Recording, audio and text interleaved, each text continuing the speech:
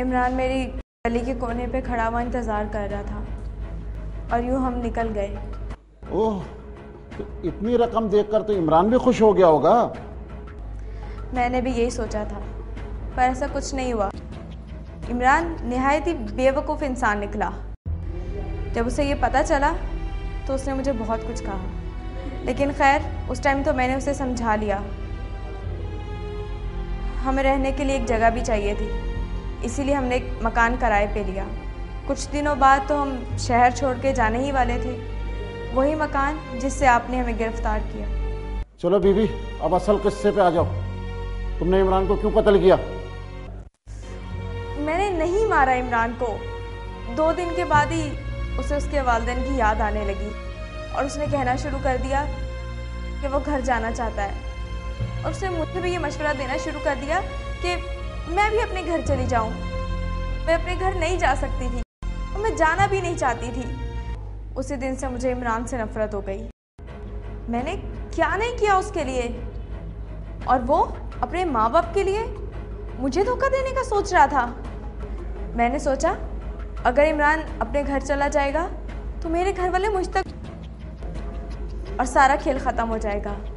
बस तभी मैंने फ़ैसला कर लिया कि शायद इमरान की ज़िंदगी यहीं तक थी। अच्छा, फिर क्या हुआ? मैंने इमरान से कहा 2-4 दिन रुक जाए ताकि मेरे घर वालों का गुस्सा थोड़ा ठंडा हो जाए और फिर हम लौट जाएंगे। और इमरान ने बात भी मान ली।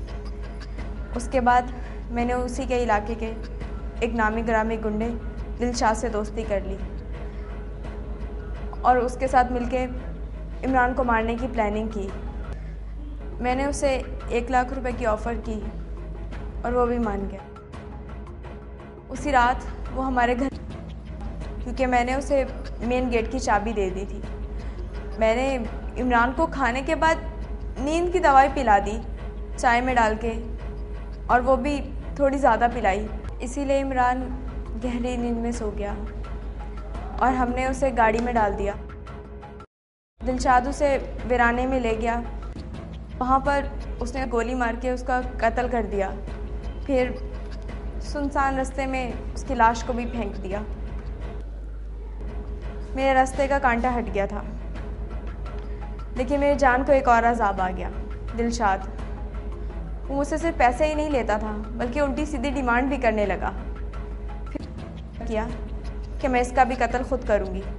जिस रात आपने हमें गिरफ्तार किया उस रात मैं दिलशाद का कत्ल करने वाली थी, पर बदकिस्मती से मुझे वक्त नहीं मिला। मेरी समझ में नहीं आ रहा है कि तुम्हारे साथ क्या सलूक करूं। तुमने बूढ़े माँ बाप से उनके बुढ़ापे का आखिरी सहारा भी छीन लिया।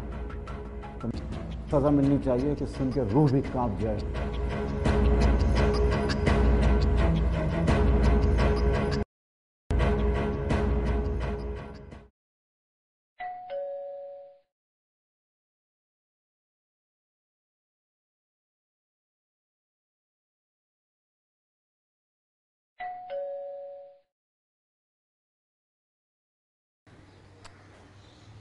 बेटा बात सुने, ये इमरान के घर वाले क्या घर पे नहीं है? आप क्यों पूछ रहे हैं जनाब? वो मैं इमरान का दोस्त हूँ जो यहाँ रहा करता था, और ये SHO साहब। दरअसल हम इमरान के वालिदैन से मिलने आए थे और ये खुशखबरी देने के लिए आए थे कि इमरान के कत्ल का केस हल हो गया है और कातिल पुलिस की तहवील में। अब क्या फ़ायदा है जनाब? इमरान के कत्ल की खबर मिलने के 1 हफ्ते में ही उसकी वालिद और वालदा इंतकाल।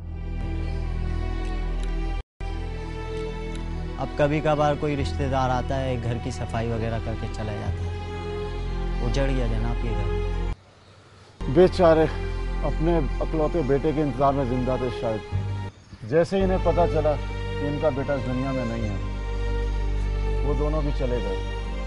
अच्छा ही हुआ। किसके सहारे जीते और क्यों जीते? आप जाओ बेटा।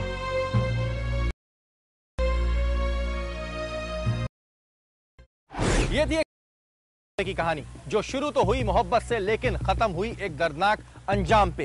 एक ऐसा अंजाम जिसने अपने साथ निगलनी कई जिंदगियां।